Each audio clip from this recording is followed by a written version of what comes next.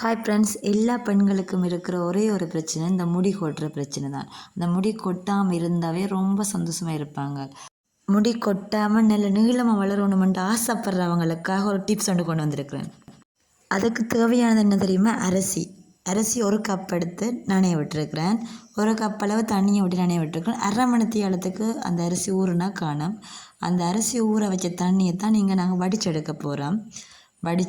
ஃபுல்லாகவே வடிச்செடுக்கிறேன். வடிச்செடுத்து இதை கொஞ்ச நேரம் படிய விட்டு அடியில் இருக்கிற தண்ணியை தான் நாங்கள் எடுக்க போகிறோம்.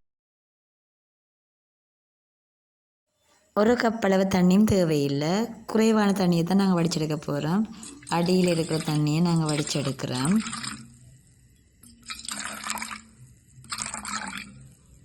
இந்த அரிசி ஊற வச்ச தண்ணியில் இப்போ நாங்கள் சேர்க்க போகிறோம் கருவேப்பிலை.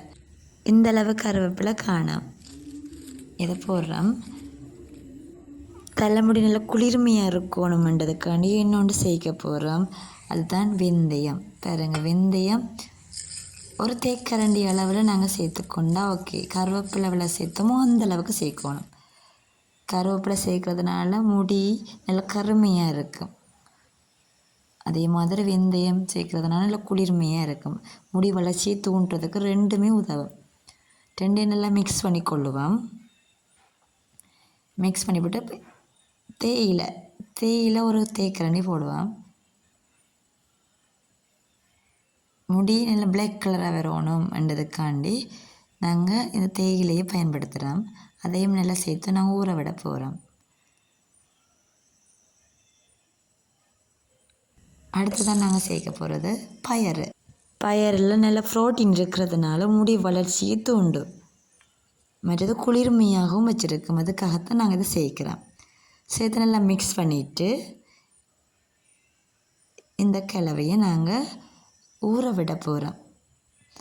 ஒரு 6 தொடக்கம் 8 மணித்தியாலும் ஊறுவோம். அதாவது இரவில் நாங்கள் இதை செய்துட்டு நாங்கள் விடிய எடுக்கலாம்.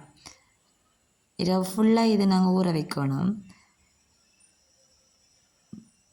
இந்த கலவையை செய்த பிறகு ஒரு மூடியால் மூடி நாங்கள் இரவு ஃபுல்லாகவே இதை ஊற விடணும். ஊற விட்டால் தான் அந்த தண்ணியில் எல்லா போசனையும் சேரும். இப்போ நாங்கள் எடுத்து பார்ப்போம். எடுத்து பார்க்க பார்த்தீங்களா இப்படியெல்லாம் ஊறிட்டுது. இதில் இருக்கிற கொஞ்சம் அளவு தண்ணியை தான் நாங்கள் எடுக்க போகிறோம். எல்லாத்தையும் வடிச்செடுத்துட்டு தண்ணியை மட்டும்தான் எடுக்க போகிறோம். இப்போ பயறு, வெந்தயம், கருவேப்பிலை எல்லாத்தையுமே நாங்கள் வடிச்செடுக்கிறோம். ஆனால் அதுவும் எங்களுக்கு தேவை. முடிக்கு நாங்கள் பேக் கொண்டு செய்ய போகிறோம். அந்த பேக்குக்கு தேவை. வடிச்செடுத்த சாரோடு இப்போ நாங்கள் செம்போ சேர்க்கணும். இப்போ நான் பேபி செம்போ சேர்க்குறேன். நீங்கள் எந்த செம்போவும் சேர்க்கலாம். பேபி செம்போவும் சேர்க்கலாம்.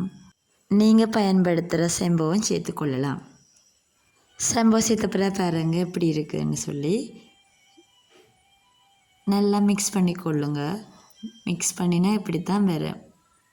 தலைக்கு தோயும் போது இந்த செம்போவை வச்சு நாங்கள் தோஞ்சமென்று சொன்னால் 1 கிழமைக்கு ஒருக்கா இதை செய்து வந்தால் முடி கொட்டுறது நிற்கும். அதோட முடி வளர்ச்சி அதிகரிக்கும். இதை நீங்கள் செய்து பாருங்கள். அதோடு நாங்கள் வடிச்செடுத்த அந்த பயறு, வெந்தயம் அந்த வெயிட்டே நாங்கள் பேக் செய்து முதல்ல அது தலைக்கு வச்ச பிறகு இந்த செம்போவை பயன்படுத்தி தலையை நாங்கள் கழுவிக்கொள்ள வேணும்.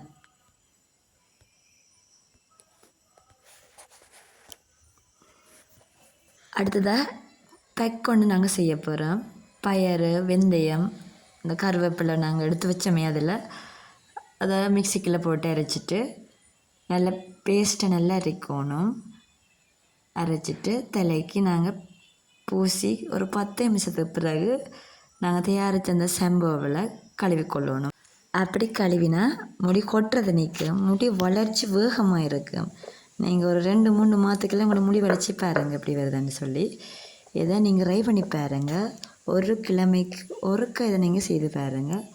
இந்த வீடியோ உங்களுக்கு யூஸ்ஃபுல்லாக இருக்குமென்னு நினைக்கிறேன். யூஸ்ஃபுல்லாக இருந்தால் லைக் பண்ணுங்கள். மறக்காமல் சப்ஸ்கிரைப் பண்ணி விடுங்க. தேங்க்யூ ஃபார் வாட்சிங்.